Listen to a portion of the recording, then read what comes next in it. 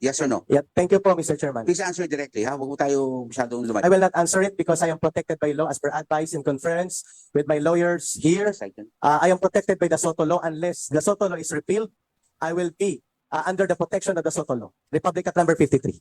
Mr. Chair. Okay. And the previous statements made, Your Honor, Mr. Chairman, please, were made without the competent advice of legal counsel. That's why I was requesting humbly for this honorable committee chaired by Congressman Tambunting that all those testimonies regarding the testimonies I made here can be stricken off the record if it may be considered as a request. Because those are inadmissible. Ang tanong po, kala nyo, lagi nyo sinasabi yung SOTO law eh. Ano pong portion ng SOTO law ang tinutukoy nyo? Anong particular provision sa SOTO law? Pakibasa po. I will, Mr. Chairman, I will request my counsel to give me the particular provision or they may be allowed to reference the particular No, we provision. are requesting you. I don't have the copy of the SOTO. Then I will suggest that the council give him a copy of the SOTO law. Because we do not, you're only supposed to, like I said earlier, hindi ho kayo pwede magsalta. Yan magsalta si Eric. Mr. Chairman, may I be allowed to read the pertinent provision from the SOTO law? Without prejudice, this is section 1 of 11.453 as amended.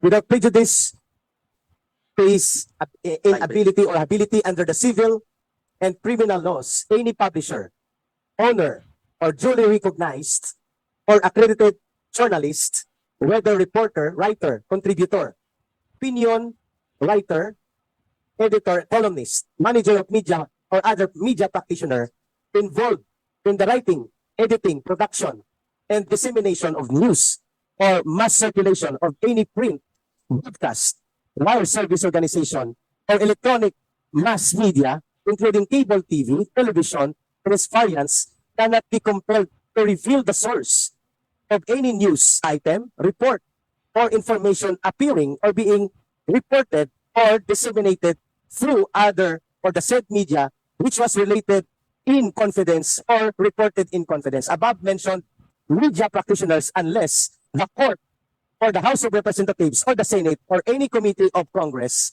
finds that such revelation is demanded by the national security of the state. Eric, Your Honor, pero may magkaroon po sir para ho maliwanag. Mr. Chairman, can I explain the provision? Well, I will have to answer first the position raised by the witness. Ang unang po sinabi nyo, accredited journalist. Kayo ba'y accredited journalist? Eric, kayo po ang tinatanong po. Kayo po ba'y accredited journalist? The accreditation or the license to practice journalism does not require any particular organization or government entity to give us license or accreditation for broadcast. If you are referring, Mr. Chairman, to KBP, membership to KBP is voluntary. KBP is not an absolute regulatory power for broadcast. So ano We are like an NGO and private organization. ano pong basihan nyo, basihan ng provision na yan, nung sinabi niya kailangan accredited, kayo nag-cite ng batas. Kayo nag-cite ng prohibition. Mr. Chairman, Accredited journalist, hindi ho kayo, sino dapat mag-accredit sa inyo? SMNI is an accredited and franchise-granted media. And therefore, the prerogative in the decision for editorial decision who can broadcast or cannot broadcast in their station rests with the franchise granted to them. Therefore, hindi po kami required na maghingi ng pahintulot sa gobyerno na mag-broadcast kami doon. Dahil kami po ay bahagi ng isang media organization na may legitimate existence as granted by franchise. Yes, but remember, may disclaimer. Ang sabi ng SMNI, hindi po nila pananagutan ang gagawin nyo. At hindi na nga raw kayo empleyado, sabi nila. So, ergo, hindi ho namin agad-agad kaya tanggapin yung inyong mungkahi. Pangalawa, I would like to remind you that this is a house inquiry which is provided for by the SOTO law. And third, katanungan ko, security of state, binanggit nyo. Ano po ibig nyo? Ito ba yung security of state? Tingin nyo itong issue to? Which is an exception? Ang 1.8 billion na pagtatanong ko po, Your Honors, Mr. Chairman, ay hindi po threat to national security. Kapag ito po ay tinatanong ng mga media practitioners at ng mamamayan patungkol sa tamang pangangalaga sa pundo ng bayan. And I believe Congress is not exempted from public transparency and accountability in the disposal of public funds. Alam po ninyo. It's not an issue Mr. Chair, I think of I still have security. the floor. Yes. Yes. Huli ang katanungan. Alam po yung security of state sa amin. Ito po yung sinabi nyo na empleyado ng Senado ang nagbigay. Sa amin, yan po ay seguridad ng ating institusyon, seguridad ng ating bayan. So Sir. kaya po, ito po ay hindi nyo po pwede i-cite ang Sotolo. Mabuti po, malaman nyo na po ang posisyon. At ito, pinag-aralan po natin, may abogado po kayo, meron din po kami mga abogado dito, may mga researchers po kami. At ang Sotolo ay hindi po applicable dito sa sinasite nyo. Sa tatlong tinanong po, pare-pareho, hindi po pwede yan. The Honorable J.J. Thank you very Suarez, much. you are recognized. So thank you very much, Mr. Chair. So let's just go back to points that have already been established. Number one, the statement that you issued were false. You admitted it and you apologized for it last hearing.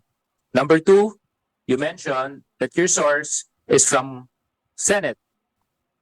And Caselis, Mr. Celis, the law that you have just stated that you sought to use to protect your right and not to reveal your source apparently has been ruled cannot be applied. So therefore, I'm asking you again, dahil may kinalaman na to, may mabigat po ang kinalaman ang repercussions nito You're talking about interparliamentary relationships between the House of Representatives and between the Senate. And none other than the Senate President has already issued a statement about this. So I don't think you see the gravity of the statements that you have issued between both houses in Congress. Now, Mr. Celis, for the last time, please identify your source. Mr. Chairman, may I be allowed to answer?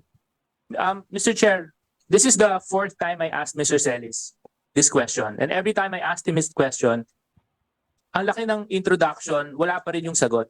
Pwede po ba this time, pag pinagbigyan natin siya magsalita, sabihin niya na po yung pangalan? Kasi kung mag-introduction lang kayo, tapos i-cite nyo na naman, dinisalaw ko na. Sinasabi ko na hindi namin kayang tanggapin yung Sotolo for this particular issues. And we provided the basis for that too. Sa mga binigkas yung provision, doon ko mismo hinugot ho yung argumento namin. Ngayon, kung hindi ko yung sasagot, we will not allow you anymore.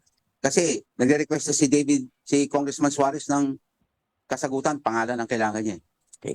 Mr. Chairman, may I Magbibigay po kayo mo ng pangalan o hindi? may I request that I be allowed to confirm with my legal counsel, please? Oh, they're right beside you. They can confirm. May I request for at least Yes. a 1-minute conference with them? Please.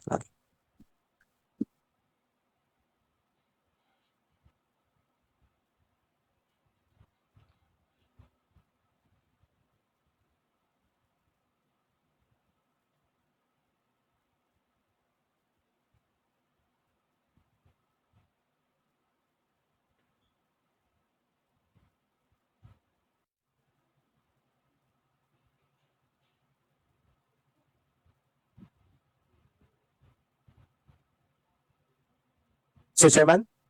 May I Session be recognized resumes. again, please? Okay, please proceed. In our constitutional democracy, Hindi. only the courts can interpret the laws, not Congress. Okay. So I will not answer that question because I believe Congress does not have the right to interpret laws. Okay. It's with Mr. Chair. Congress to pass laws, but not to interpret laws. Mr. Chair. I make back my statements. Mr. Chair. Okay, the Honorable Toby Chanco is recognized.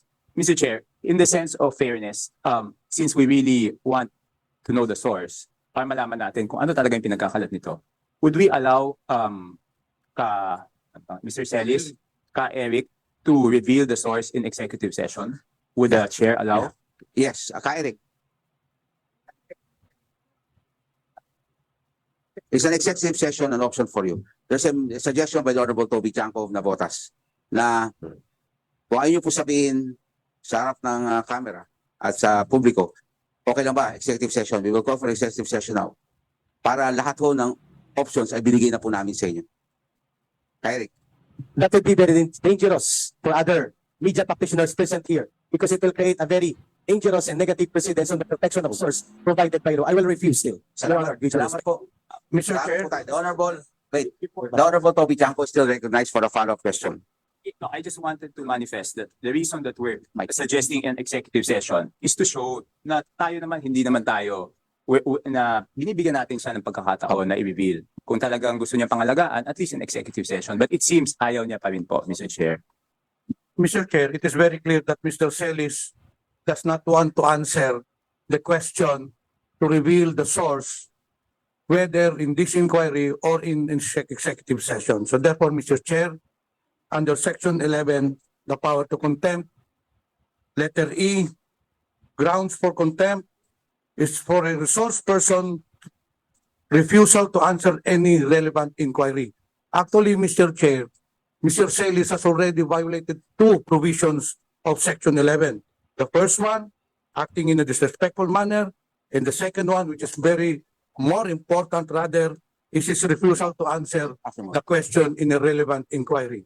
On this note, Mr. Chair, I move to contempt, to cite for contempt Mr. Celis for on these two grounds under Section 11. So move, Mr. Chair. Second the motion.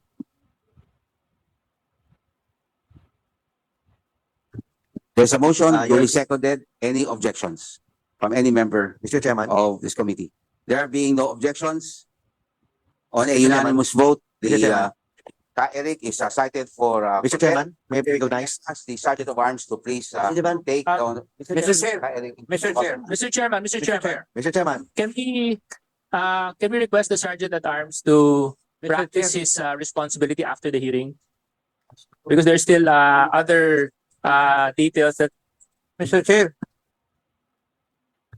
Mr. Chair, point of order. The motion was for Mr. Celis to be cited in contempt. And I think there's supposed to be a second motion. Yes. No, the motion should be for him to be detained. Where? Because under our law, the contempt of the committee shall be deemed contempt of the House. The person cited in this section may, upon order of the committee, be detained in such place as the chairperson or acting chairperson may designate. In other words, we have to decide where to detain him and for how long, Mr. Chair. That's supposed to be the second motion. Mr. Chair, I believe with regards to the duration, it will be up to this committee to decide, and of course, to Mr. Celis, kung kailan po niya sasagutin yung tanong natin, and then maybe we could lift the contempt. But as long as hindi pa niya sinasagot yung tanong natin, the contempt will remain. Mr. Chairman, final statement before niyo po ako ikulong.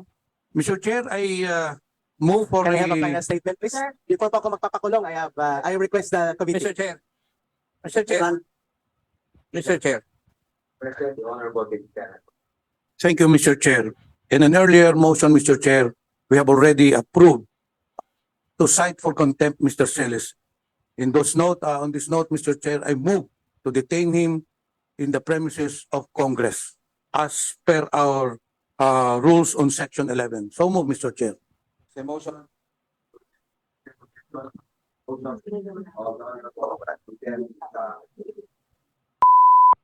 Umani naman ito ng iba't ibang reaksyon mula sa ating mga netizens.